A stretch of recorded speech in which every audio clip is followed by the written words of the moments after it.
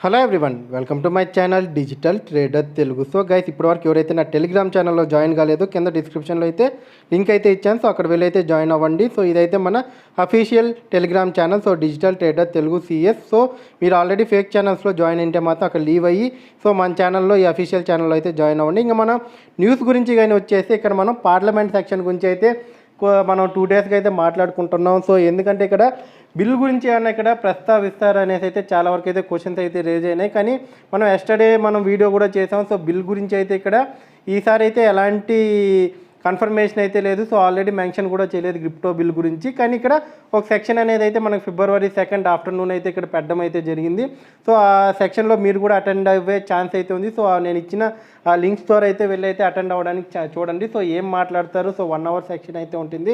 కానీ ఈరోజు ఏంటంటే మనకి ఇక్కడ మన ఫైనాన్షియల్ మినిస్టర్ అయితే నిర్మలా సీతారామన్ నుంచి అయితే ఇక్కడ మన క్రిప్టో గురించి ఏంటంటే ట్యాక్స్ గురించి అయితే ఇక్కడ మాట్లాడుకోవడం అయితే జరిగింది. సో ఇక్కడ ఒక 4 పాయింట్స్ అయితే నేనైతే స్పెషల్గా అయితే ఇక్కడ తీయడం జరిగింది. So 4-5 points. సో వాటి గురించి అయితే ఇక్కడ డిస్కస్ చేద్దాం. సో ఇక్కడ ఆమె ఏం మాట్లాడింది, సో క్రిప్టో అంటే డిజిటల్ అసెట్స్లో ఎలా ట్యాక్స్ అనేది ఇక్కడ తీసుకోవడం జరుగుతుంది, సో ఏం రూల్స్ ఇక్కడ మాట్లాడిందో ఇక్కడ ఫస్ట్ అయితే మీరు ఒకసారి ఆమె ఏం చెప్పిందో ఒకసారి ఇక్కడ వినండి. సో ఆ తర్వాత అయితే నేను క్లియర్గా అయితే డిస్కషన్ అయితే చేస్తాను దీని గురించి.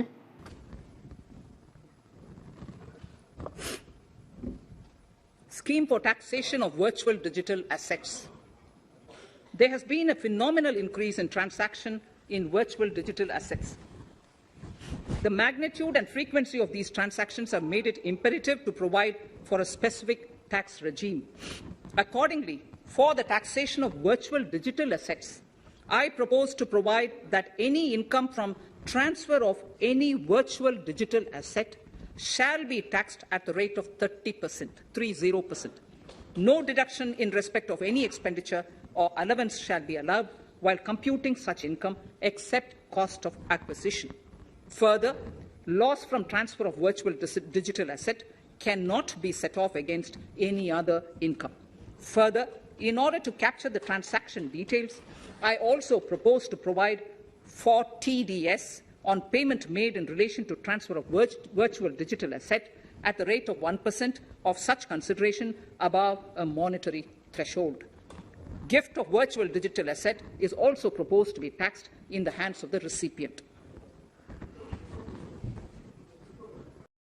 సో మనకి మన ఫైనాన్షియల్ మినిస్టర్ గారు చెప్పింది అయితే మనకు క్లియర్గా అయితే ఇప్పుడు అర్థమైంది. సో ఆమె డిజిటల్ అసెట్స్ గురించి ఎలా అయితే ఇక్కడ మనకు చెప్పిందో అంతే మాట్లాడిందో. సో ఇక్కడ కానీ చూసుకుంటే ఏంటంటే 4 పాయింట్స్ గురించి అయితే ఇక్కడ మాట్లాడడం అయితే జరిగింది. 4-5 పాయింట్స్ గురించి అయితే ఇక్కడ మనం చూసుకుంటే ఏంటంటే digital assets will be taxed at 30%. అంటే మనం చేసే ప్రతి డిజిటల్ అసెట్స్లో వచ్చిన ప్రాఫిట్లో ఏంటంటే 30% అయితే మనం గవర్నమెంట్కి అయితే ట్యాక్స్ అయితే కట్టాలి. సో ఇంకటి నుంచి అయితే సో నెక్స్ట్ ఏంటంటే ఇక్కడ మీకు ఫస్ట్ పాయింట్ అయితే క్లియర్గా అయితే అండర్స్టాండ్ అయిపోయింది. సో ఇంకటి నుంచి ఏంటంటే మన క్రిప్టోకి అయితే 30% అయితే ట్యాక్స్ కట్టాలి.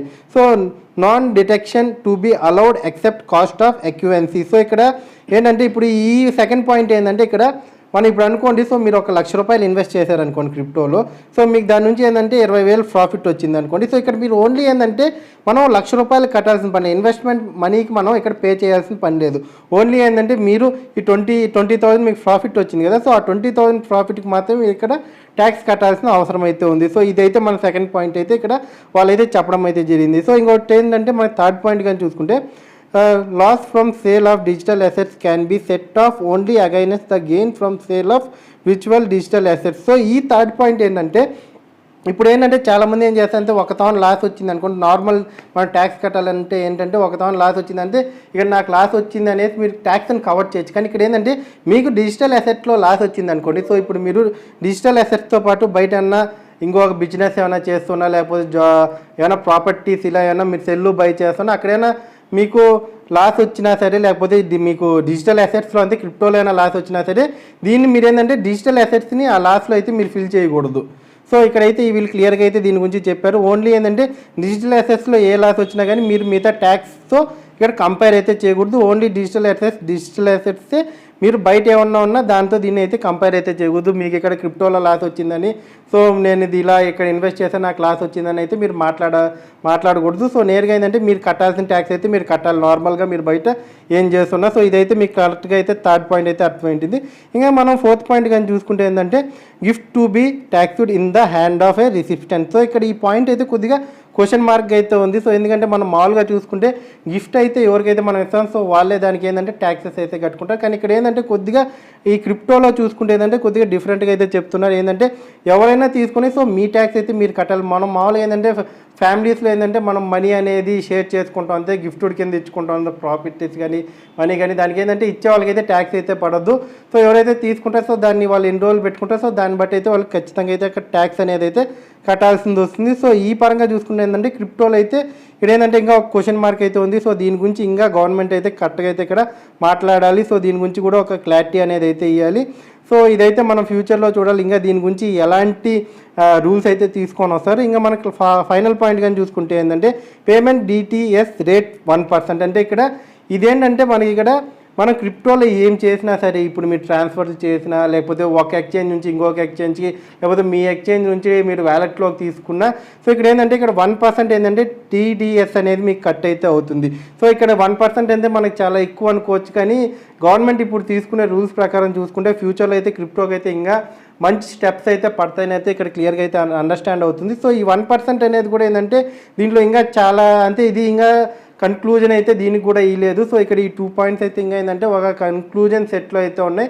సో దీని గురించి కూడా ఫుల్ డీటెయిల్స్ అనేది ఇస్తే మాత్రం ఇక్కడ ఏంటంటే ఒక క్లారిటీ అనేది అయితే వస్తుంది. సో ప్రజెంట్ వరకు ఏంటంటే మనం డిజిటల్ అసెట్స్కి అయితే 30% అయితే ఇక్కడ ఖచ్చితంగా మీరు ట్యాక్స్ అయితే కట్టాలి. సో ఇదైతే మీరు గుర్తుపెట్టుకోవాలి. సో అది కూడా ఏంటంటే మీరు ఇన్వెస్ట్ చేసిన మనీ కాకుండా మీకు వచ్చిన ప్రాఫిట్ నుంచి ఇక్కడ మీరు ఏంటంటే ట్యాక్స్ అనేది అయితే ఇక్కడ కట్టాల్సిందని అయితే క్లియర్గా అయితే చెప్పారు. ఇంకా ఈ 1% టీడీఎస్ అనేది అయితే చాలా ఎక్కువగా ఉంది. సో ఇది కూడా ఏంటంటే ప్రజెంట్ చూసుకుంటే ఏంటంటే 1% అంటే ఎక్కువ కాకపోయినా పర్లేదు. కానీ సో ఇక్కడ ఏంటంటే ఏంటంటే మన ఫ్యూచర్లో అయినా చిన్నవి చేసినప్పుడు కూడా ఏంటంటే ఈ 1% అనేది చాలా వరకు అయితే మనకి కొద్దిగా బాధను అయితే కల్పిస్తుంది. ఎందుకంటే ఇప్పుడు ఇన్ని రూల్స్ మనం చూస్తున్నాం, ప్రతిదానికి ఏంటంటే ఒక సెట్ ఆఫ్ రూల్స్ అయితే చేసేసారు. సో ఇక్కడ క్రిప్టో అనేది ఏంటంటే నెక్స్ట్ అయితే ఒక రెగ్యులేషన్స్ అనేది కూడా ఏంటంటే మన గవర్నమెంట్ నుంచి చూస్తుంటే తెస్తారని అయితే క్లియర్గా అయితే అండర్స్టాండ్ అయితే అవుతుంది. సో ఎవరైతే క్రిప్టోలో ఇన్వెస్ట్ చేస్తున్నారో సో ఈ వీడియో మాత్రం ప్రతి ఒక్కరికి అయితే షేర్ చేయండి. సో దీనివల్ల ఏంటంటే ఎవరైతే ఇప్పుడు ఈ ట్యాక్స్ గురించి భయపడుతూ ఉంటారు కదా, సో ఈ రూల్స్ అన్ని చూసినాక వాళ్ళకి ఒక క్లారిటీ వస్తుంది. ఏంటంటే ఇక్కడ ఓన్లీ 30% ట్యాక్స్. సో మనం ఎక్కడైనా ఇన్వెస్ట్ చేసినప్పుడు కంపల్సరీ 30% ట్యాక్స్ అయితే గవర్నమెంట్ అయితే తీసుకుంటుంది. ఇంకా మిగతా కొన్ని చూసుకుంటే ఏంటంటే ఇది ఒక విర్చువల్ కరెన్సీ కాబట్టి సో ఇలాంటి స్ట్రాంగ్ రూల్స్ కూడా ఏంటంటే గవర్నమెంట్ కూడా తీసుకోవాలి. సో గవర్నమెంట్ మనం ఎప్పుడు చూసినా కూడా ఏంటంటే ఫైనల్లీ అయితే మన నుంచి అయితే ట్యాక్స్ తీసుకుంటుంది. ఎందుకంటే మనకి ఇక్కడ 10 రూపాయలు పెట్టేటప్పుడు 100 రూపాయలు వచ్చేటప్పుడు ఖచ్చితంగా మనం 30% ట్యాక్స్ అయితే ఖచ్చితంగా గవర్నమెంట్కి ఇవ్వాలి. ఇంకా టీడీఎస్ విషయానికి వచ్చేస్తే టీడీఎస్ అంటే ఇప్పుడు ఏంటంటే ఇప్పుడు ప్రతి ఎక్స్చేంజ్ ఏంటంటే ఇక్కడ మన డేటా అనేది కలెక్ట్ చేసుకొని గవర్నమెంట్కి ఇవ్వాలి కాబట్టి సో ఈ 1% టీడీఎస్ అనేది కూడా ఏంటంటే 1% టీడీఎస్ కూడా ఏంటంటే ఇక్కడ ఖచ్చితంగా ఎక్స్చేంజెస్ కూడా ఇక్కడ తీసుకోవాలి. సో ఆ ఛార్జెస్ లేకపోతే ఏంటంటే వాళ్ళకి కూడా ఇది ఇబ్బంది అయితే అవుతుంది. ఎందుకంటే ఆ డేటా మొత్తం కలెక్ట్ చేయాలి. సో మనం ఏం క్రిప్టోస్ కొంటున్నాం, ఏం కాయిన్స్ కొంటున్నాం అనేది ఏంటంటే ప్రతిదీ రిపోర్ట్ అనేది గవర్నమెంట్కి అయితే ఇంకా నెక్స్ట్ నుంచి వెళ్ళాలి కాబట్టి సో ఇదైతే ఖచ్చితంగా ఇక్కడ ఈ ఛార్జెస్ కూడా అప్లికేబుల్ అయితే అవుతాయి. సో ఇంకా నేను ఏంటంటే దీని గురించి పూర్తిగా రీసెర్చ్ చేసి ఇంకా ఏమన్నా సిఎస్ చార్టెడ్ అకౌంట్స్ ఉంటారు కదా సో వాళ్ళతో మాట్లాడైతే ఖచ్చితంగా దీనికైతే ఒక మంచిగా ఏంటంటే నెక్స్ట్ అయితే నేను క్లియర్ ఒక వీడియో అయితే చేస్తాను. సో మన వాళ్ళకి ఏమైనా డౌట్స్ ఉన్నా సరే వీటి మీద అయితే కింద కామెంట్ సెక్షన్లో అయితే మీరు కామెంట్ అయితే చేయండి. సో ఆ పాయింట్స్ అన్నీ తీసుకొని ఇక్కడ మనం క్వశ్చన్ చేయడానికి బాగుంటుంది. అంటే నేను ఎవరితైనా కొద్దిగా ఎక్స్పీరియన్స్ పర్సన్తో మాట్లాడినప్పుడు ఏంటంటే వాళ్ళైతే ఇక్కడ మళ్ళీ దానికి తగ్గట్టు రూల్స్ అండ్ రెగ్యులేషన్స్ అయితే చెప్తారు. సో అలాగే ఇక్కడ ఏంటంటే మన వాళ్ళు ఎవరన్నా